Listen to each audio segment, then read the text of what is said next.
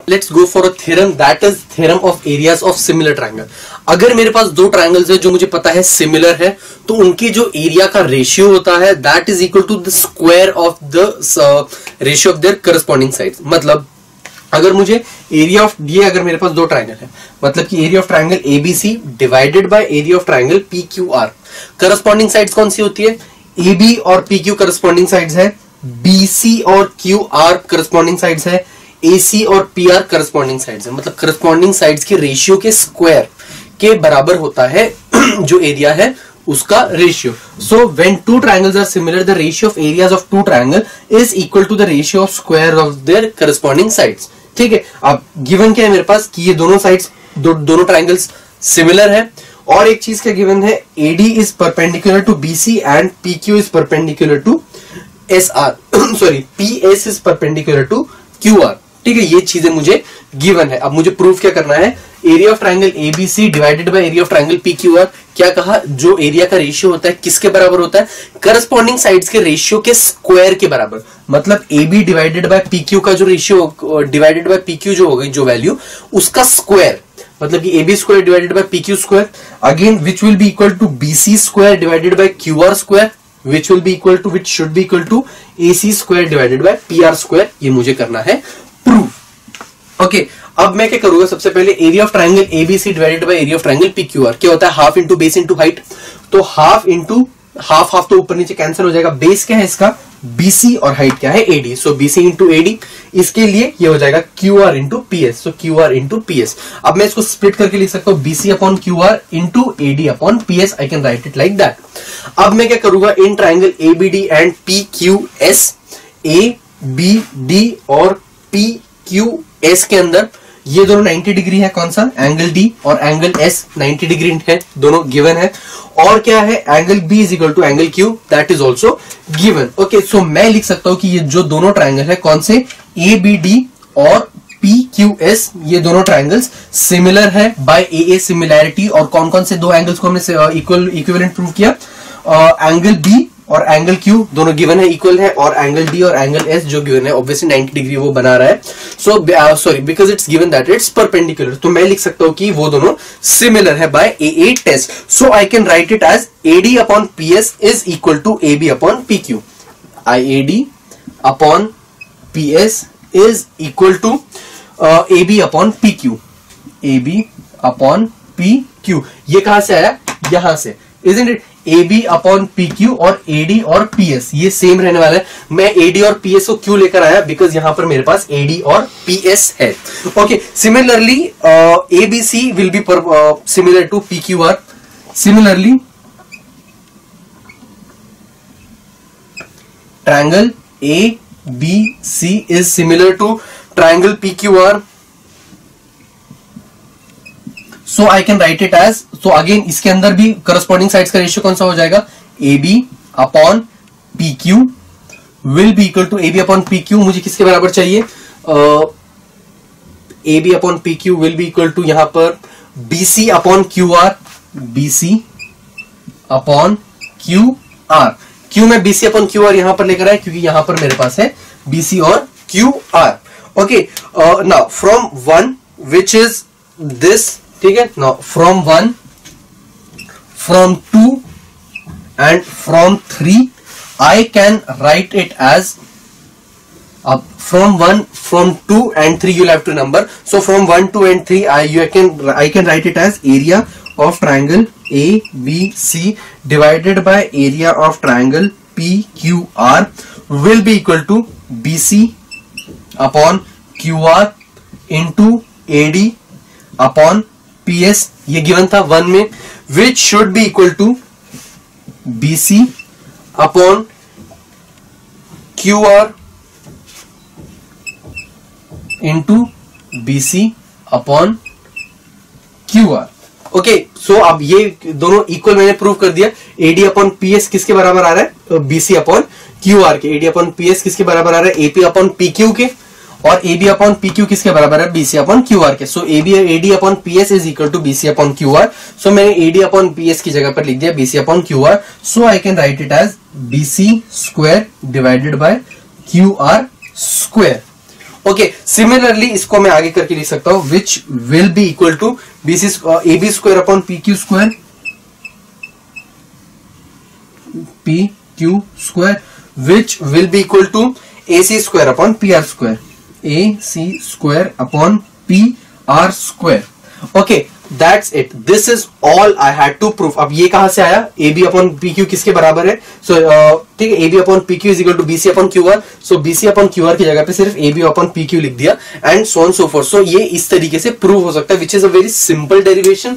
अब इसको किस तरीके से यूज कर सकते हैं हम लोग क्वेश्चंस के अंदर, उस टाइप के कुछ एग्जांपल्स को देखते हैं, so that we would be able to understand where are exactly can we use this. Mostly इस टाइप के क्वेश्चंस को या इस थ्योरम को यूज किया जाता है when we know we need to find out either the area of the triangle when one of the sides is given or all the sides are given, या फिर जब एरिया गिवन होता है, किसी एक साइड की वैल्यू पता करनी होती है और एक साइड का ट्रायंगल गिवन होता है, उस टाइम पे हम सिमिलर प्रूव करके बाकी साइड्स की वैल्यूज को फाइंड आउट कर सकते हैं। सो इस तरीके से हमें प्रॉपरली चेक करना, कुछ एग्जांपल्स देखते हैं ताकि हमें प्रॉपरली पता चल पाए कि कहां पर हम इसको यूज कर सकते हैं। पहला क्वेश्चन है मेरे पास, triangle ABC is similar to triangle PQR। क्या कहा गया है, triangle ABC is similar to triangle PQR, ये गिवन है मुझे। Area of triangle ABC is equal to 16, area of triangle ABC is equal to 16, और area of triangle PQR is equal to 25, ये given है। Find the value of ratio AB upon PQ। So AB upon PQ की वैल्यू मुझे find out करनी है। Okay, अभी हमने क्या देखा, area of triangle ABC divided by area of triangle PQR, ये किसके बराबर होता है, this is equal to AB upon PQ का whole square, which is equal to BC upon QR का whole square, which is equal to AC upon PR का whole square, isn't it. अब AB upon PQ की value use करनी है, मतलब मैं use करूंगा इतने पार्ट को सिर्फ। ABC का एरिया मुझे पता है, which is 16 divided by 25 is equal to AB upon PQ का whole square. Now why can I use this theorem, again हमें इसका लिखना पड़ेगा। So theorem of area of similar triangles, ठीक है। सो आपको रीजन में लिखना पड़ेगा साइड में, theorem of area of equal triangles is used here, इसीलिए मैं इसको ऐसा लिख सकता हूं। So I can write it as AB upon PQ is equal to, whole का मैं रूट ले सकता हूं, यहां स्क्वायर है तो ये हो जाएगा under root of 16 divided by 25 which is equal to 4 divided by 5, ठीक है। So 4/5 is the ratio of AB of the sides AB and PQ। So इस तरीके से जब एरिया गिवन हो, सो सबसे पहले ये सोचा करो किस तरीके से उस एरिया को यूज किया जा सकता है, और theorem of equal ratios is meant to be used this way, ठीक है। तो इस तरीके से हमें ध्यान देना पड़ता है कि किस चीज को हम लोग यूज कर सकते हैं इसे प्रूव करने के लिए। नेक्स्ट क्वेश्चन है मेरे पास, ratio of corresponding sides of two triangle are 2 and 5, 2:5. Find area of small triangle. Sorry, if the area of small triangle is 64 square centimeter, then find the area of bigger triangle. ठीक है। और सबसे पहले तो let the bigger triangle be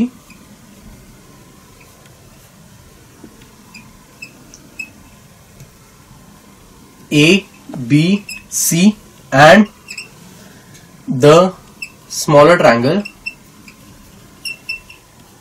B, P, Q, R, ठीक है, ये हमने मान लिया। सो अब ये अगर है मेरे पास ABC, ये है मेरे पास PQR।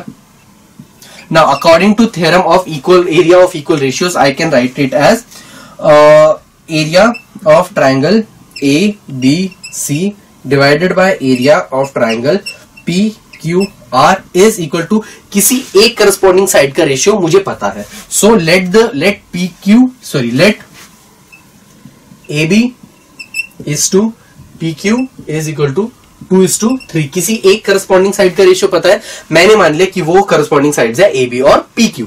सो इसको मैं लिख सकता हूं AB अपॉन PQ का होल स्क्वायर, या फिर AB square upon PQ square, वो भी हम लिख सकते हैं।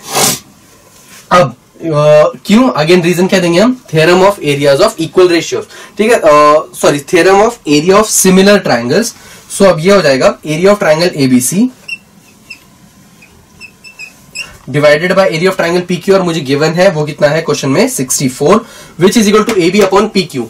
ए बी अपॉन पी क्यू का रेशियो कितना है? 2:3। सो ये हो जाएगा 2/3 का whole square. So area of triangle A B C is equal to 64, sorry अब इसका स्क्वायर कितना हो जाएगा? 64 इंटू 4 डिवाइडेड बाय 9, ठीक है। अब 64 into 4 divided bye 9, sorry this is 4/5, this ratio is 4/5। तो फिर ये हो जाएगा 64 इंटू 4 डिवाइडेड बाय 25। तो सॉल्व करोगे तो इसकी वैल्यू आएगी कुछ, दिस इज 2 पॉइंट समथिंग, तो फिर 8 पॉइंट समथिंग वैल्यू आएगी। बट अगर हम इसको ध्यान से देखें तो ये वैल्यू 8 पॉइंट समथिंग नहीं हो सकती। व्हाई? बिकॉज स्मॉलर एरिया का स्मॉलर ट्रायंगल का area 64, the area of bigger triangle has to be more than 64। It simply means that there is some mistake that we have done. So what that mistake is, तो इस time पे हमें logics को use करना पड़ता है कि obviously बड़े ट्रायंगल का एरिया 64 से तो ज्यादा ही आंसर आएगा। अब यहां पर अगर हम देखें A B upon P Q, ये कितना है? 2:5। तो मतलब छोटी साइड कौन सी है? 2, isn't it? और बड़ी साइड है 5।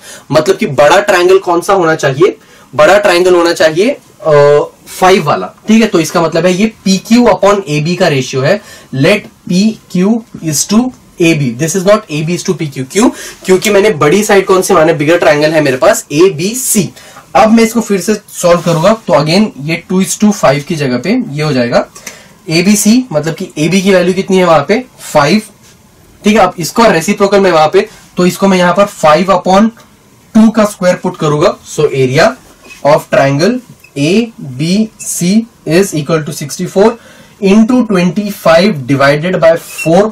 अब इसको हम सॉल्व करेंगे तो ये हो जाएगा 16 इंटू 25 इज इक्वल टू